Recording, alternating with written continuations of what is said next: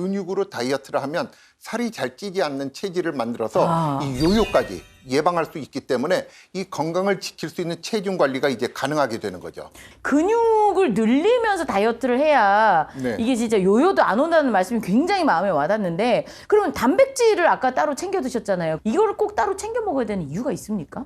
네, 보통 다이어트 하면은 우리가 탄수화물부터 줄이잖아요. 네. 탄수화물 섭취가 줄어들면 근육에 있는 단백질을 먼저 당으로 쓰나요? 네, 바꿔서 사용하기 때문에 지방을 먼저 쓰는 게 아닌가요? 네, 근육에 있는 단백질이 헐. 먼저 빠지면서 근지방증이 오기가 더 쉬워집니다. 네. 아까 이야기했듯이 근지방증이 오면은 기초 대사량이 줄어들어서 오히려 다이어트에 방해가 될 수가 있어요. 네. 다이어트를 할 때는 몸무게 1kg당 1.5g의 단백질을 섭취해주는 것이 좋습니다.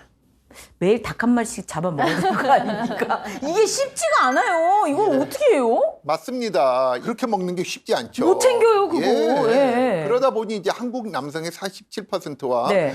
여성의 60%는 이 권장 섭취량보다 단백질 섭취량이 현저히 부족한 상태라고 합니다. 근지방증에 시달리셨던 권윤진, 유경희 씨 역시 단백질 섭취량이 매우 부족한 편이셨어요. 네. 아니 근데요, 유경희 씨는 아까 보니까 다이어트를 위해서 채식을 많이 하셨는데, 권윤진 씨는 여행 가서 바베큐도 드시고 했는데 그게 부족한 상태일까요? 그렇게 드셨는데?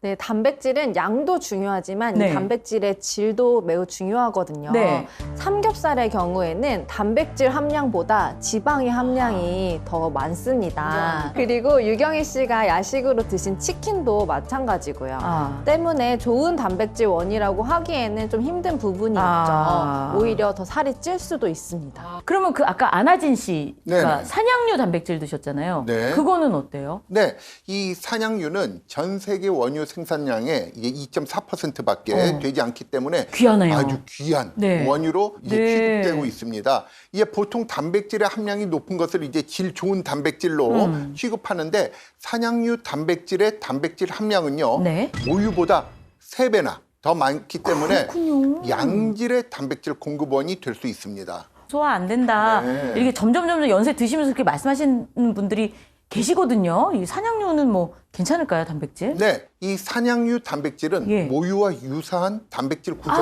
가졌기 때문에 아까 말씀하셨죠? 소화 흡수에 좋습니다. 그렇구나. 실제 소화 흡수 정도를 나타내는 DIAAS 점수를 보면 네. 산양유는 83%, 모유는 77%로 모유보다도 우수한 편입니다. 네. 때문에 이제 속 편하게 챙겨 먹을 수 있는 단백질이라고 볼 수 있죠. 그럼 이 산양류 단백질이 진짜 아까 말씀하신 근지방증?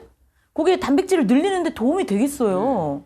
그럼요. 산양류 단백질은 지방 대사를 활성화하는 중세 지방산이 풍부해서 체중 관리에 도움을 줬다는 연구 결과도 있어요. 네. 실제로 쥐를 대상으로 6주간 실험해 본 결과 비교군 대비 체중 증가가 20% 감소했고 지방 축적이 23%나 감소했다고 합니다.